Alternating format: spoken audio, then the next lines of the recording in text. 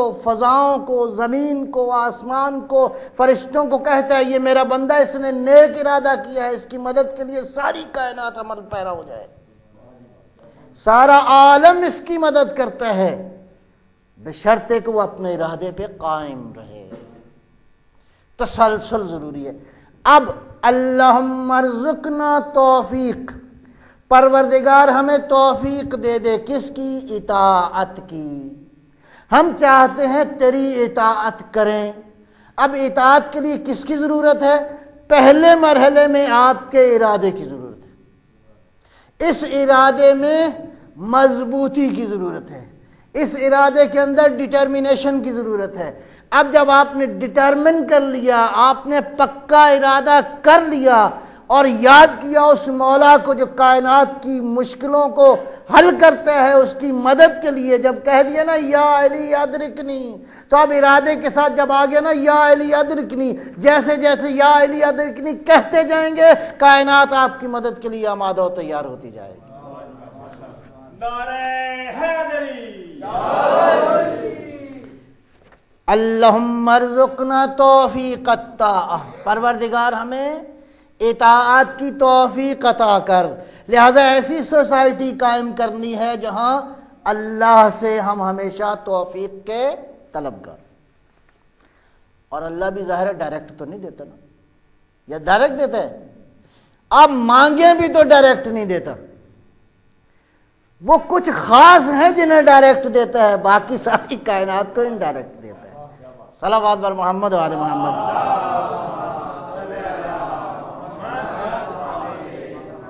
آپ کون سا کام ہے جو آپ ڈائریکٹ کرتے ہیں؟ آپ دیکھتے ہیں وسیلے سے، سوچتے ہیں وسیلے سے، بولتے ہیں وسیلے سے، کھاتے پیتے ہیں وسیلے سے، سنتے ہیں وسیلے سے، رزق ملتا ہے وسیلے سے۔ اس کا مطلب ہے اللہ تک پہنچنے کے لیے ایسا وسیلہ چاہیے جو ادھر آپ سے مربوط ہو، ادھر اللہ سے مربوط ہو۔ توفیق کی دعا کے لیے ضروری ہے کہ پروردگار سے ان وسیلوں کی دعا کرو۔ اور اللہ نے اپنی عبادت کے لیے یہ جس کعبہ کی طرف ہم نماز پڑھتے ہیں، یہ کعبہ جو ہے یہ اللہ ہے، یہ غیر خدا ہے؟ غیر خدا ہے نا۔ یہ چار کونوں والا جو گھر ہے یہ اللہ کا گھر ہے، اور ہے یہ غیر خدا۔ اس غیر خدا کے سامنے آپ سجدہ کرتے ہیں تو آپ اللہ کو سجدہ کر رہے ہیں یا کعبہ کو؟ صلوات بر محمد و آل محمد۔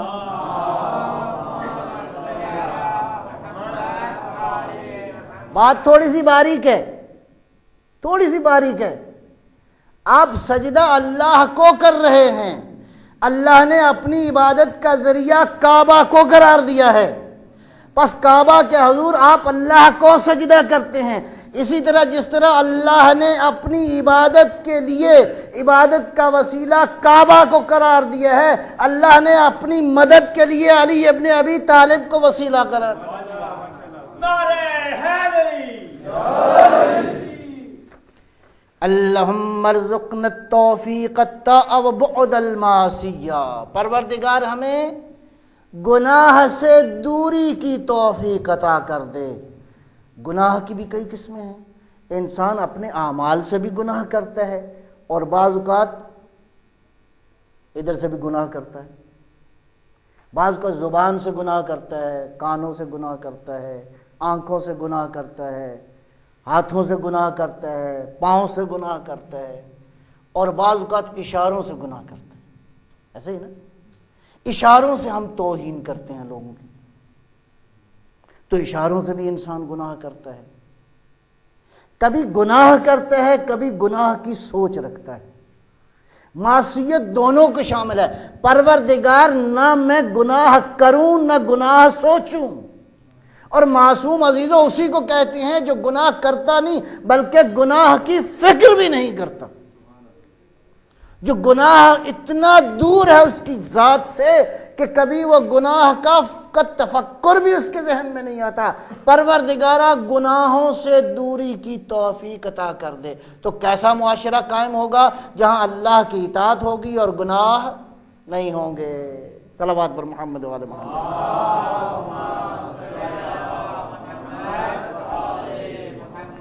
وصدق النیہ، پروردگار نیت سچی دے دے۔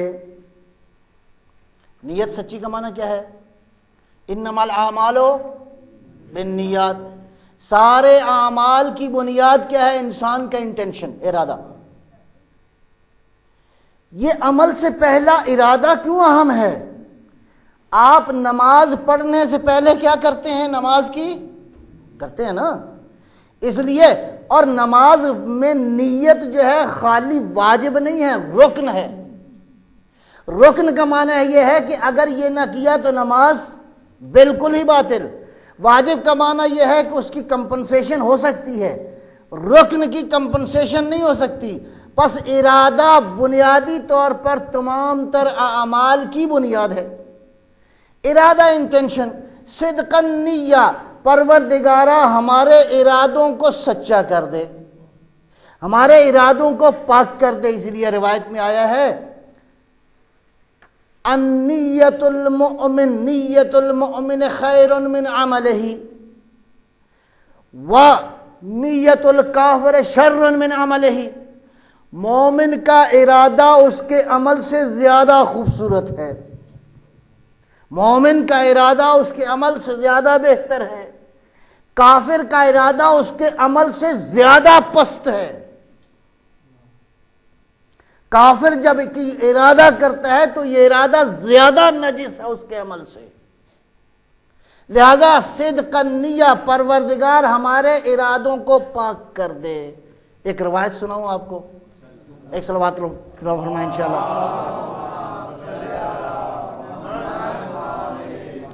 امام صادق صلوات اللہ السلام علیہ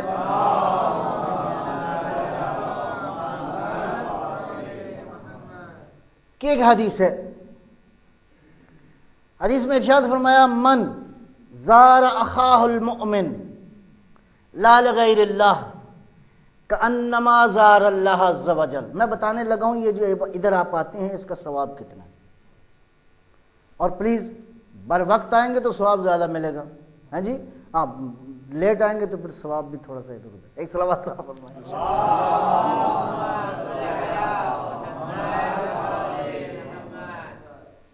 اچھا، من زار اخاہ المؤمن، اگر کوئی مومن اپنے مومن بھائی کی زیارت کو جائے، لا لغیر اللہ، راضی کس کو کرنا چاہتا ہے؟ اللہ کو۔ آپ میں سے کوئی کسی نے ارادہ کیا میں فلاں بھائی کے گھر جاؤں، ٹھیک ہے جی، اور یہ ارادہ امام نے فرمایا کہ یہ ارادہ درست ہے، یہ ارادہ نیک ہے، یہ ارادہ پاک ہے۔ کیوں؟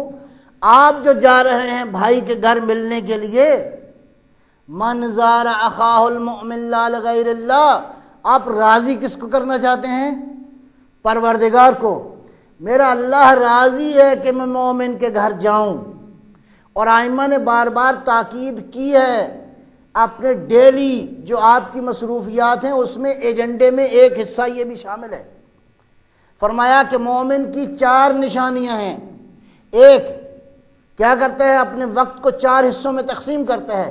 ایک، لامر المعاش، آپ نے معاش کے امور میں مصروف رہتا ہے۔ 2، لمناجات اللہ، اللہ سے ہم کلام ہوتا ہے، پروردگار سے گفتگو کرتا ہے، اللہ سے مناجات کرتا ہے۔ 3، جائز شرعی لذتوں سے استفادہ اٹھاتا ہے۔ 4، لمعاشرت الاخوان، مومن بھائیوں سے رابطے میں رہتا ہے۔ صلوات بر محمد و آل محمد۔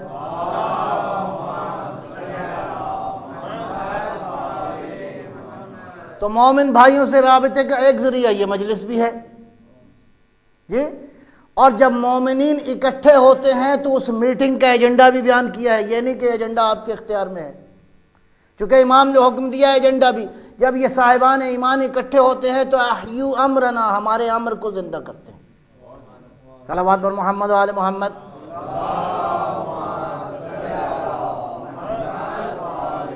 امر امامت کو زندہ کرنا یہی ہے، امام مہدی علیہ السلام کے پروگرام کے مطابق اپنے آپ کو، اپنی زندگی کو ان ویلیوز کے مطابق ڈھالنا جو امام نے بیان کی ہے۔ من زار اخاہ المؤمن لا لغیر اللہ، اگر کوئی مومن کسی مومن کے گھر جائے زیارت کرے جا کے تو کأنما زار اللہ عز وجل، دیکھو یہ ارادہ اتنا پاک ہے کہ وہ اس مومن کے گھر گیا، اس نے اس کی زیارت نہیں کی، اس نے اللہ کی زیارت کی۔ نعرہ تکبیر، اللہ اکبر، نعرہ رسالت، نعرہ حیدری، نعرہ صلوات۔ اللہ۔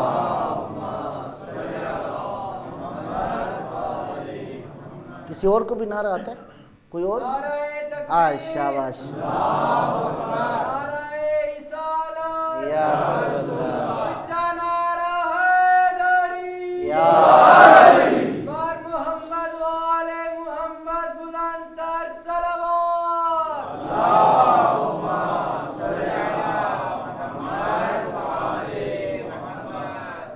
صدقاً نیہ، اپنے ارادوں کو پاک کرو، اپنے ارادوں کو پاکیزہ کرو۔ جب انسان ارادہ پاک کر لیتا ہے، مثلا یہی مثال جو میں نے عرض کیا آپ کی خدمت میں، ارادہ پاک کرنے کے بعد گھر سے نکلا، اس نے 200 400 500 قدم اٹھائے، ہر قدم اللہ کی اطاعت میں ہے، اس ہر قدم پر خداوند عالم اس کو ثواب دے گا۔ ایک مومن کی زیارت کا یہ ثواب ہے، اور مجلس حسین میں آنے کا ثواب، جس کی وجہ سے آج ایمان باقی ہے، جس کی وجہ سے آج دین کی نورانیت باقی ہے، اس کا ثواب انسان اندازہ نہیں لگا سکتا۔ صدقاً نیہ، عمل کرنے سے پہلے اپنے ارادوں کو پاک کرو۔ وعرفان الحرمہ، پروردگار سے دعا مانگو کہ تمہیں معرفت دے، کس کی؟ حرمت کی۔ حرمت کیا ہے؟ حرام کیا ہے؟ حرام کی قسمیں کتنی ہیں؟ کون سی چیز ہے جو میں حرام کروں گا تو میرا مولا مجھ سے راضی نہیں؟ عرفان الحرمہ، حرام کون سی چیزیں ہیں؟ ہر وہ عمل حرام ہے جس کے کرنے کے بعد انسان مولا سے دور ہو جائے، مولا کا قرب حاصل نہ ہو، مولا سے دوری ہو جائے انسان کو۔ لہذا ایسے حرام سے بچنے کی ضرورت ہے۔ پہلا مرحلہ یہ ہے کہ عرفان الحرمہ، آپ کو معلوم ہو کہ یہ بات حرام ہے۔ میں عرض کر چکا اپنی گزشتہ گفتگو میں، بعض سوسائٹیز ایسی ہیں جس کو مدینہ غالہ کہتے ہیں۔ مدینہ غالہ وہ ہوتا ہے کہ جہاں لوگ گناہ کو گناہ ہی نہیں سمجھتے، حرام کو حرام ہی نہیں سمجھتے، اور اگر سمجھتے ہیں تو آنکھیں بند کرتے کہتے ہیں چلو نہیں ٹھیک ہے، خیر ہے، کوئی بات نہیں۔ نہیں، اگر امام کے ظہور کی دعا کر رہے ہو تو یہ دعا کرو، پروردگار ہمیں کیا عطا فرما؟ عرفان الحرمہ، حرام کی معرفت عطا کر تاکہ تیری دوری نہ ہو، تیرا قرب ہو، تیرا قرب نصیب ہو۔ اور کیسے انسانوں کی تربیت کی ہے، ایک مثال دے کے بعد آگے لے کے چلتے ہیں۔ کیسے انسان کربلا میں تھے؟ کربلا میں امام کے مکتب میں جن انسانوں میں تربیت پائی، ان میں سے ایک بہت بڑا نام ہے حبیب ابن مظاہر۔ سنا ہے نا آپ نے نام؟ بہت بڑا کردار ہے۔ کون حبیب؟ حبیب کی زندگی میں لکھا ہے کہ بعض اوقات ایسا ہوتا تھا کہ نماز عشاء پڑھنے کے بعد حبیب جاتے تھے، اللہ کی بارگاہ میں سجدہ کرتے تھے، قرآن کی تلاوت شروع کرتے تھے، اور جب قرآن کی تلاوت ختم کرتے تھے تو صبح صادق کا وقت ہوتا تھا۔ ساری رات حبیب قرآن کریم کی تلاوت میں گزارتے تھے۔ دیکھا ہے کہ سید الشہداء کے مکتب میں جو تربیت پا جائے وہ حبیب جیسا ہوتا ہے، وہ زہیر ابن قین جیسا ہوتا ہے، وہ قاری قرآن۔ ایسے فالوورز کے لیے، ایسے شیعوں کے لیے حسین جیسا امام ہی جچتا ہے۔ صلوات بر محمد والے محمد۔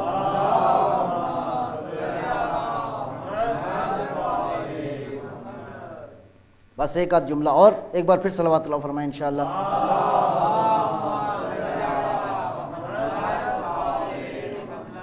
وَأَكْرِمْنَ بِالْهُدَى وَالْإِسْتِقَامَةِ،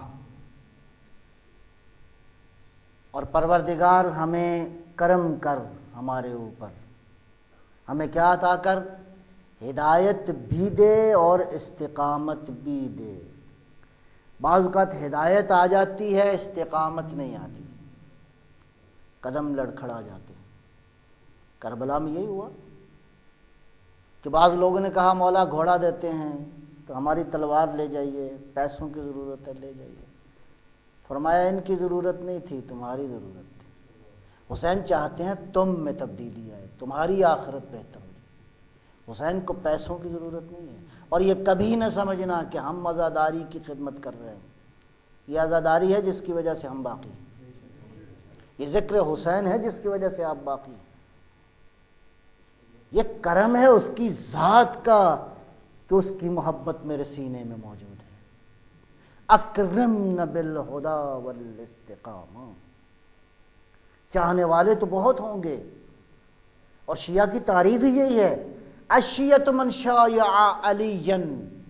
شیعہ وہ ہوتا ہے جو علی کے قدموں پہ قدم رکھے، جو علی کی اطاعت میں علی کا فالوور ہو۔ ہدایت آ جانا اور ہے، ہدایت پہ قائم رہنا کچھ اور ہے۔ پروردگار سے ہدایت بھی مانگو اور استقامت بھی مانگو کہ پروردگار اگر ہدایت دی ہے تو استقامت بھی عطا کر، اس لیے کہ علی کی محبت کو معمولی چیز نہیں ہے۔ امیر المومنین نہج البلاغہ میں ارشاد فرماتے ہیں، فرمایا کہ جو میری محبت کا قائل ہے اس کو چاہیے کہ تیار ہو جائے پہاڑ جیسی مشکلات کو زندگی میں برداشت کرنے کے لیے۔ البتہ یہ مشکلات ان کی نوعیت مختلف ہے، یہ مشکلات، اور اللہ کا فیصلہ یہ ہے کہ ہر بشر کو وہ آزمائے گا۔ یہ نہیں کہ آپ کی آزمائش نہیں ہوگی، جو خلق ہوا ہے اس کی آزمائش ہوگی، لیکن ہوتا کیا ہے کہ جب انسان مشکلات میں پڑتا ہے اور ان مشکلات میں یا علی یا علی یا علی ادرکنی کا وظیفہ بھی کرتا رہتا ہے تو مشکلیں ایسی ہوتی ہیں کہ انسان ان مشکلوں کا احساس ہی نہیں کرتا۔ نعرہ حیدری۔ یہ نہیں کہ مشکلیں نہیں آتی، مشکلیں آتی ہیں۔ جب مشکلیں آتی ہیں تو مومن کو جب سہارا نظر آتا ہے تو مومن مطمئن ہوتا ہے۔ مومن مطمئن ہوتا ہے کہ جب میرا آقا راضی ہے، جب میرا مولا راضی ہے تو ان مشکلوں کی پرواہ نہ کرنا۔ مشکلیں تو آنی اور جانی چیزیں ہیں، پروردگار نے یہ مشکلیں رکھی اس لیے ہیں، رنگ لاتی ہے حنا پتھر پہ پس جانے کے بعد۔ آپ میں جو ایمان کا رنگ ہے پروردگار وہ دیکھنا چاہتا ہے، آپ میں ایمان کے رنگ کو، اس لیے ارشاد فرماتا ہے وَلَنَبْلُوَنَّكُمْ بِشَيْءٍ مِّنَ الْخَوْفِ وَالْجُوعِ وَنَقْصٍ مِّنَ الْأَمْوَالِ وَالْأَنفُسِ وَالثَّمَرَاتِ۔ یہ سارے امتحانات اس لیے ہیں تاکہ تمہارے مقامات میں اضافہ ہو، تمہارے درجات میں اضافہ ہو۔ کربلا کے شہداء کو رہتی دنیا تک یاد اس لیے کیا جائے گا کہ انہوں نے موت کی آنکھوں میں آنکھیں ڈال کے اس لیے دیکھا کہ حسین جیسے راہبر کے نورانی چہرے کو دیکھ رہے تھے۔ اکرمن بالہدا والاستقامہ۔ بس آخری بات، وسدد السنتنا بالصواب والحکمہ۔ یہ جو ہے نا چھوٹا سا گوشت کا ٹکڑا، سدد، اس کو مضبوطی دے، اس کو طاقت دے، اس کو قوت دے، اس کو استحکام دے، اس کو اسٹرانگ بنا۔ کس کے ساتھ؟ دو خوبیوں کے ساتھ، دو کوالٹیز کے ساتھ۔ یہ زبان، اس میں دو کوالٹیز آ جائیں۔ ایک بالصواب، جو کہے درست کہے، جو کہے ٹھیک کہے، ثواب کہے، سواد سے۔ اس زبان میں یہ بولے تو جو بولے وہ درست کہے۔ اس کا مطلب ہے یہ نہ بولے خدا کرے کہ اگر اس نے نادرست کوئی بات کہنی ہو۔ بعض علماء فرماتے ہیں کہ یہ زبان ہے جس کی وجہ سے تقریباً انسان 32 سے زیادہ گناہان کبیرہ انجام دیتا ہے۔ اللہ، یہ گوشت کا ایک لوتھڑا چھوٹا سا مختصر سا۔ اور بعض اوقات ہم غفلت کے نتیجے میں اس زبان سے اتنی محفلوں کو گرم کرتے ہیں اور کوئی اس کا نتیجہ نہیں ہوتا سوائے خواہش نفسانی کی تکمیل کے۔ وَسَدِّدْ أَلْسِنَتَنَا بِالصَّوَابِ۔ پہلی بات یہ ہے کہ ان زبانوں میں کیا خوبی عطا فرما کہ یہ جب بولیں تو درست بولیں، اور دوسری خوبی والحکمہ، جب بولیں تو حکمت و دانائی کی باتیں کریں۔ گویا ان زبانوں کے اندر حکمت و دانائی بھی موجود ہو اور درستگی اور صحت بھی موجود ہو. کیوں؟ اس لیے کہ اس مولا کی اطاعت کرتے ہیں جس کے بارے میں پیغمبر اکرم نے ارشاد فرمایا الحق مع علی والحق مع علی، العلی مع الحق والحق مع علی. علی حق کے ساتھ ہے اور حق علی کے ساتھ ہے. کیا معنی ہے اس کا؟ گویا علی کی زندگی کو جس مرحلے میں بھی دیکھو گے نہ کبھی علی حق سے جدا تھا نہ حق کبھی علی سے جدا تھا.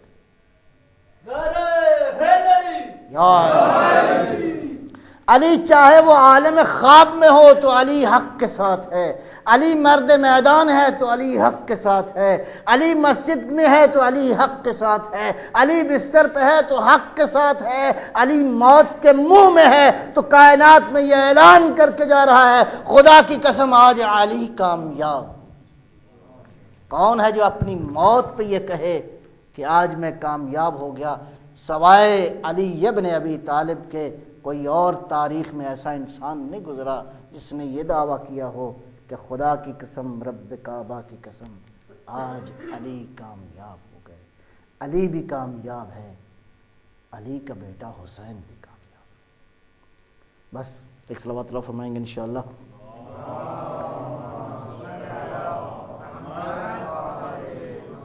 بس 2-4 منٹ کے لیے. کون ہے حسین؟ یا ثار اللہ وابن ثارہ. حسین ہے، ثار کے 2 ترجمے کیے گئے. ایک ترجمہ ہے خون اور ایک ترجمہ ہے خون کا انتقام لینے والا. حسین ہے خون خدا. اللہ کا خون نہیں ہے، اس سے مراد حسین خدا کے دین کا خون ہے. دین کی رگوں میں آج جو زندگی موجود ہے یا حسین کی وجہ سے ہے یا حسین کے بابا علی کی وجہ سے. السلام علیک یا ثار اللہ وابن ثارہ. اے حسین تو بھی خون خدا ہے، تیرا والد بھی خون خدا ہے. حسین نہ ہوتا تو یہ دین باقی عزیزو نہ ہوتا. بس ایک روایت لکھی ہے، کہتے ہیں ایک شخص امام رضا علیہ السلام کے پاس گیا اور کہا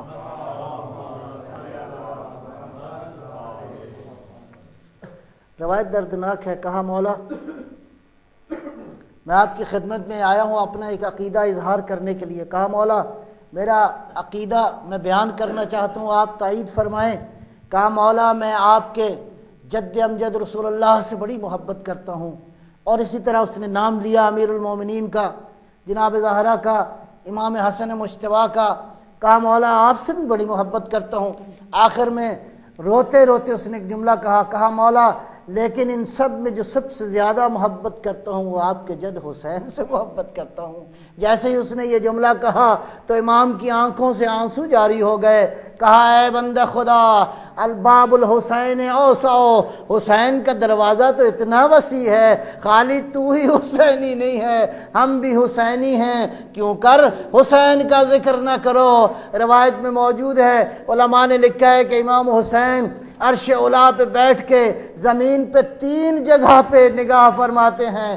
ایک تو دیکھتے ہیں کون ہے جو میری زیارت کرنے کے لیے آیا ہے، اور دوسرا وہ جو حسین کی مجلس کے لیے لوگ انتظام کرتے ہیں مولا ان کے لیے بھی دعا کرتے ہیں. اور عزیزو حسین ان لوگوں کے لیے بھی دعا کرتے ہیں جو حسین کے غم میں آنسو بہاتے ہیں. مولا ان آنسوؤں کو لے کے جاتے ہیں اپنے جد امجد کے پاس. کہا جد امجد ان آنسوؤں کی کوئی قیمت ہے؟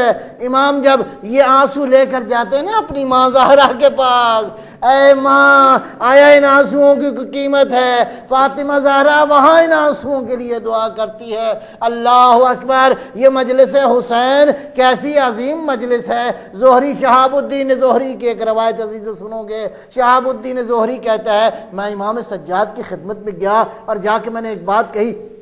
کہا مولا میری بیٹی کی شادی ہے، آپ شرکت کریں گے؟ کہا زہری تجھے خبر نہیں کہ کربلا کے بعد ہم نے خوشی کی محفلوں میں جانا ہی چھوڑ دیا ہے؟ بس سمجھ میں آ گئی۔ کچھ عرصہ گزرا، آیا مولا کی خدمت میں، کہا مولا ہم نے اپنے گھر میں آپ کے بابا حسین کی مجلس رکھی ہے، مولا آؤ گے؟ کہا کیوں نہیں آئیں گے زہری؟